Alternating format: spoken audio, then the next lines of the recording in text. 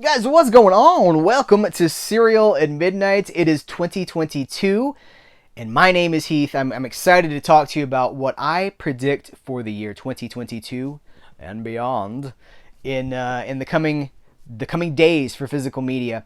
Also, I want to do this video for accountability because 1 year ago, at the beginning of 2021, I sat before you. I posted a video about how I think the video is called "The State of Physical Media in 2021 and Beyond."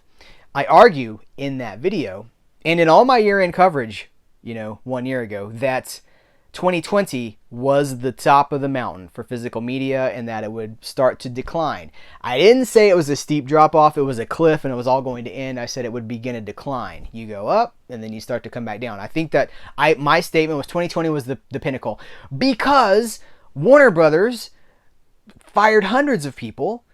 George Felsenstein from Warner Archive was fired. His team was fired.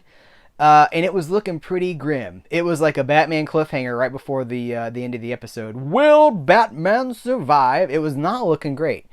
I also knew about some things that were going to happen with some other companies. They're not my stories to tell, but I knew some things would be impacting some companies that I loved. It happened. That happened. But luckily, George Felsenstein has been reinstated at Warner Archive. Now, as far as the rest of the team, I don't think so. I think it's just him. But that's a victory. That's a victory, right? So here we are 1 year later, and I'm looking at 2022. I'm looking at what happened during 2021. And in some ways, I think that I'm still fairly accurate. Now, here, I'm going to say this. Some people are like, hey, 2008, 2009, that's the pinnacle for physical media. Yeah, if we're talking about sales, for sure. Because then you'd have limited editions of 50,000 units and stuff like that. Now, much, much less. There's no argument that the pinnacle of mainstream sales, when you could walk into Walmart and there'd be aisles and aisles of media, yes, that was a decade ago or more. That's over. Probably not coming back. But all these boutiques have filled the gap. They've come in. Our Mill Creeks, our Kino Lorber. So many different companies have picked up the slack where the studios themselves have sort of, I don't want to say dropped the ball because they haven't dropped the ball. They've just scaled back because they're interested in the big mainstream sales, right? So 2021 was interesting. And I guess I have to say that I do no longer believe that 2020 was the top. And I'm not even going to say 2021 was the top because I just don't know. 2021 really surprised me in terms of what came out, who it came out from. Just so many. 2021 was the year of the what? The stuff on a weekly basis. That was I've been covering so much Imprint and Kino Lorber and Mill Creek. And Paramount Presents is doing their own stuff now. There is just a Shout Factory. It's interesting to see how in the last year to 2 years, certain companies have kind of dwindled. Certain companies that used to be the giants have kind of dwindled, and other companies have risen. Film Detective, a year ago, they had put out a few things. They were mostly burned on demand discs for public domain movies. And they had just started to do some Blu-rays. Now here we are 1 year later, and The Amazing Mr. X, Frankenstein's Daughter, Hercules and the Captive Women, the Sherlock box set that they put out, the Fabulous Dorseys, and then just knowing what they've announced that's coming up. It's like they're putting something out like once a month now, and they're super duper special editions, factory pressed, with a booklet and an essay and a documentary and a commentary. And for movies you would never expect this sort of love for. That didn't exist a year ago, or it had just started to exist, right? Kino Lorber, 2021 was the year where they're like, hey, you know what? We're going to do 4Ks. We're going to get into 4Ks. Now, they dabbled. Hannibal is the one that they kind of dabbled with before that. But look, 2021, we got Spaceballs, The Good, the Bad, and the Ugly, Silence of the Lambs, Hard Targets, Misery. I know I'm forgetting some too, but just so many. Oh, The Great Escape. Well, that might be a January release. I got it to review. It might have slipped in under the radar, but that's my point is like so many, like who would have expected those things? They're taking things that Criterion should have put out on 4K years ago and they didn't. And so MGM is like, well, you know what? We'll sell this to Kino and let Kino put it out. Never would have predicted that. So there's a lot of stuff happening behind the scenes. Warner Archive is still cranking them out like crazy. I guess there was. I had heard that they had been planned up through, the summer so that there'd be no impact. Clearly, production was still continuing behind the scenes from somebody. Because they didn't slow down. But the people that were running the show, as the public, there was a podcast. There was a Warner Archive podcast that went for like 12 years or something like that. Is many, many, many episodes over years and years and years. Well, that's gone now because 2 of the 3 people don't work there anymore. And that hasn't changed. So there was a cost. But the surprising things, Kino Lorber releasing 9 Mae West movies. They released a bunch of W.C. Fields movies. They're releasing early Hitchcock that never, Hitchcock's English films. They're releasing multiple volumes. They'd released 4 volumes of the film noir. I think before 2021 there were 4 volumes of the film noir collection, I believe. Or maybe there were 3. Anyway, they're like, well, here's a volume 5. We can go ahead and announce volume 6, and we've got a lot more. We've got more than that coming up too. It's like, what? So I think that in 2022 specifically, and we'll see what happens. I'm not going to speak for 2023, but I will speak for 2022. It's going to be the year of the deep cut.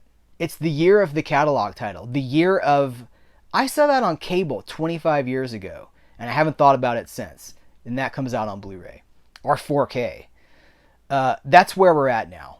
All the deep cut westerns, if I have no idea what's going to happen, I'll leave it to other channels that speculate about the 4K market and stuff like that. Studios are obviously going to continue to release their hits in 4K. That's not going anywhere. Disney's even got back into it. You guys, Disney is putting out Chip 'n Dale Rescue Rangers on Blu-ray. Now it's starting as a club exclusive. It's yet to be determined as of this video if after a limited window of being a Disney Movie Club exclusive, if it will become a wide release. I think maybe they're testing sales, to be honest with you.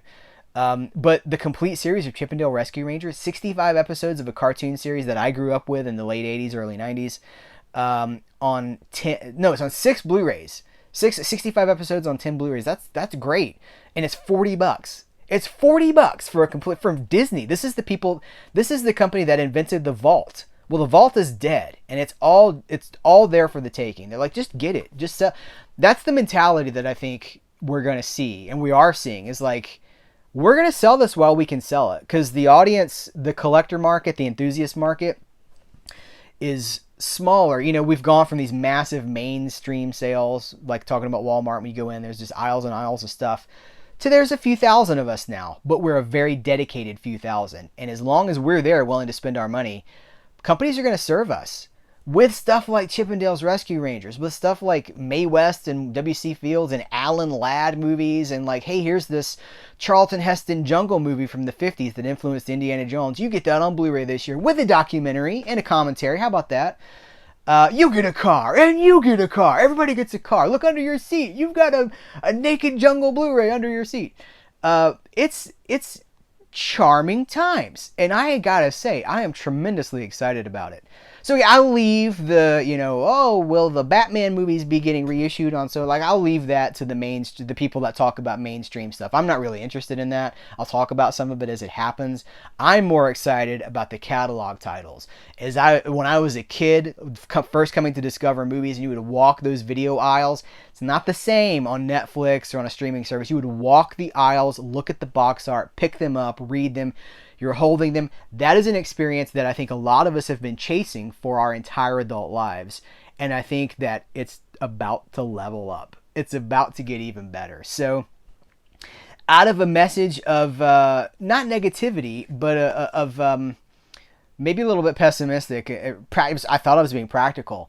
But 2021 was like, no, hold on. We're not done yet. We got a lot to do. So if you do love movie history, if you do love catalog titles, if you love stuff from the 20s and the 30s and the 40s and the 50s and the 60s, and you saw, something years ago, and you were like, boy, it would be nice if that got restored, it probably will be, and it's probably coming. Let's enjoy it. Let's embrace it while it's here. 2022 really looks to be shaping up to be possibly the most interesting year in the entire Blu-ray era since 2006, 2007, You know what it reminds me of? What we're seeing right now reminds me of those glory days of VHS, when everything was getting a VHS release. And of course, those weren't priced to buy. Those were being priced for the rental market. So it wasn't like now. It's interesting. I must just say this really quickly. It's interesting to see how the market has changed too, because VHS tapes, they'd be like $90 for a store to buy because they were going to rent them, and that's how you came to them. Well, the rental stores are dead, and now we just have the opportunity to buy something for $20, $25. Shout Factory is releasing a lot of their Corman stuff as site exclusives, but we get them. 2K restorations, sometimes they carry over commentary or whatever. We get them. We can own them. $20, $25, you've got the movie in your library forever. Blu-rays, supposedly pressed Blu-rays are supposed to last for like 100 years or something like that. So we'll see, but it is, I'm very excited because I think that we are entering a time never before dreamed of, where it's not just the hits. Yeah, we'll get the hits. People are going to talk about the hits. I'm more interested in the stuff that wasn't hits, the curiosities, the catalogs. Skullduggery from Burt Reynolds, the movie about the missing link people. It's like Harry Mudd from Star Trek knocks up a missing link person.